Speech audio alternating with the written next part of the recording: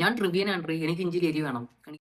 Hello, ഇത് ഉത്രാടത്തിൻ്റെ അന്നത്തെ video ആണ്. എല്ലാവരുടെയും ഓണം എങ്ങനെയുണ്ടായിരുന്നു? എല്ലാവരും ഓണമൊക്കെ ആഘോഷിച്ചോ? എൻ്റെ അന്നത്തെ മെയിൻ പരിപാടി എന്ന് പറയുന്നത് പുളി ഇഞ്ചി ഉണ്ടാക്കലായിരുന്നു. ഞങ്ങൾ ട്രിവാൻഡ്രം സൈഡിൽ പുളി ഇഞ്ചിന്ന് ഞാൻ കേട്ടില്ല, ഇഞ്ചിക്കറിയുണ്ട്.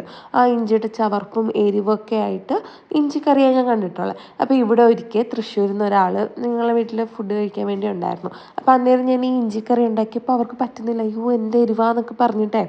അപ്പോൾ ഞങ്ങളിപ്പോൾ ഓണം ആഘോഷിക്കുന്നത് 2 ഫാമിലി ആയിട്ടാണ് ആഘോഷിക്കുന്നത്.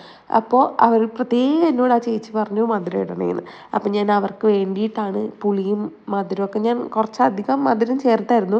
പക്ഷേ എന്നിട്ട് അവർക്ക് കുറച്ചുകൂടെ മധുരം വേണമെന്നുണ്ടായിരുന്നു. അങ്ങനെ ഞാൻ പുളിയിഞ്ചിയൊക്കെ ഉണ്ടാക്കി. ഇതിൻ്റെ ഇടയിൽ അറിയാമല്ലോ, പുളിയിഞ്ചി ഉണ്ടാക്കുമ്പോൾ കുറേ സമയം എടുക്കും.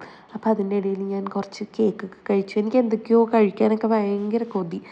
അറിയില്ല എന്താണെന്ന്. അങ്ങനെ പിന്നെ തലേന്ന് ലുലു പോയപ്പോൾ മേടിച്ച എന്താ ബ്രൗണി ഉണ്ടായിരുന്നു. അപ്പോൾ അതൊക്കെ കഴിച്ച് കഴിഞ്ഞാൽ അതൊക്കെ കഴിഞ്ഞപ്പോഴത്തേക്കും ഇഞ്ചിയൊക്കെ തിളച്ച് വന്നു. ഞാൻ അതിൻ്റെ ടേസ്റ്റൊക്കെ നോക്കി. ഞങ്ങൾക്ക് അത്യാവശ്യത്തിന് ഏറെ മധുരം ഉണ്ടായിരുന്നു. പക്ഷെ ഞങ്ങൾക്ക് മറ്റേ ഇഞ്ചിക്കറിയാട്ടോ ഇഷ്ടം. എനിക്കിഷ്ടമായി, കുഴപ്പമൊന്നുമില്ല. അപ്പോഴത്തേക്കും പൊന്നു കഴിക്കാൻ വേണ്ടി വന്നു. അപ്പം ഇങ്ങനെ ചോദിക്കാൻ, ഇഞ്ചിയുടെ മണമാണല്ലോ മൊത്തം. കൊള്ളാം, നല്ല ടേസ്റ്റ് ഉണ്ട്.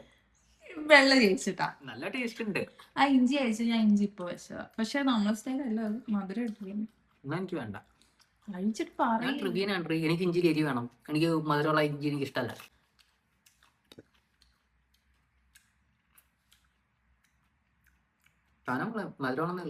അങ്ങനെ ഫുഡൊക്കെ കഴിച്ച് പൊന്നു പോയി. അത് കഴിഞ്ഞ് ഞാൻ എൻ്റെ കുളിയൊക്കെ കഴിഞ്ഞിട്ട് പിന്നെ മെയിൻ പരിപാടി എന്ന് പറയുന്നത് നാളെ സാരി ഉടുക്കണമല്ലോ.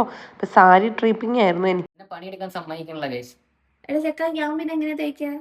പുതിയ ദിവസം തോന്നുന്നു അവിടെ ഇരിക്കാൻ TV ഇട്ടിട്ടില്ല. വാഷിംഗ് എടുത്തോണ്ടല്ലോ. ഞാൻ അതോട്ട് കുത്തും. ഇതിന്റെ അകത്തെ തൊട്ട് ഇതിൽ 3 കുത്താറ്. അതാണ് ഞാൻ നിനക്ക് ബുദ്ധി. ഞാൻ സാരി അയൺ ചെയ്തുകൊണ്ടിരുന്നപ്പോൾ പൊന്നു വന്നു കേട്ടോ. അങ്ങനെ പിന്നെ കുറച്ചങ്ങോട്ടും ഇങ്ങോട്ടൊക്കെ സംസാരിക്കുന്നതാണ്.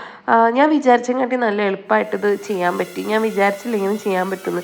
ഇത് പൊന്നുവിൻ്റെ ഓരോരോ കാര്യങ്ങളാണ്. കാറും ഇതൊക്കെയാണ് പൊന്നുവിൻ്റെ ഇഷ്ടം. അങ്ങനെ പിന്നെ ഒന്ന് സെറ്റായി എടുത്തു.